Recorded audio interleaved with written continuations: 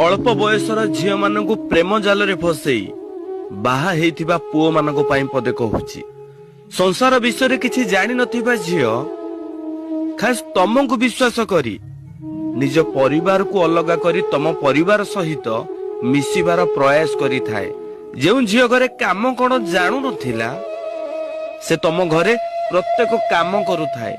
ଅଳ୍ପ ବୟସରୁ ଜୀବନରେ ଖୁସି ପାଇବା ପାଇଁ ତମକୁ ବିଶ୍ୱାସ କରି ତମ ସହିତ ଆସିଥିଲା, କିନ୍ତୁ ତମେ ମାନେ କଣ କଲ? ଯେତେବେଳେ ତମ ମାନଙ୍କର ଆବଶ୍ୟକତା ପୂରଣ କରିଦେଲ, କିଛି ଦିନ ପରେ ଯନ୍ତ୍ରଣା ଠାରୁ ବି ଅଧିକ ବିଶ୍ୱାସଘାତକ କାମ ତା ସହିତ କଲ। ଆରେ ଝିଅଟି ଅଳ୍ପ ବୟସରୁ ଯେଉଁ ସମୟରେ ସେ ଖୁସିରେ ବୁଲିବା କଥା ସେ ସମୟରେ ତମେ ତା ହାତରେ ଛୁଆ ଧରେଇ ଦେଲ। ନିଜର ସୁନ୍ଦରତାକୁ ଭୁଲି ନିଜ ପିଲାର ଲାଳନ ପାଳନ କରିବା ସମୟରେ ତମେ ମାନେ ଅନ୍ୟ ଝିଅ ମାନଙ୍କ ସହିତ ଡାରେନାରେ କଲ। କାହାକୁ ବିଶ୍ୱାସ କରି ଆସିଥିଲା?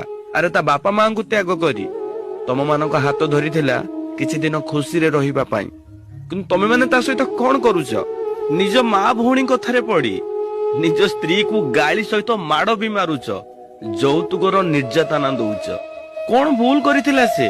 ଆରେ ଅଳ୍ପ ବୟସ ହେଇଥିଲା, ତମେ ମାନେ ତାକୁ ଏତେ ବିଶ୍ୱାସ କଥା କହୁଥିଲ ଯେ ସେ ତମ ବିଶ୍ୱାସରେ ବିଷ ନ ଦେଇ ତା ବାପା ମାଙ୍କୁ ବିଷ ଦେଇ ତମ ପାଖକୁ ଆସିଥିଲା।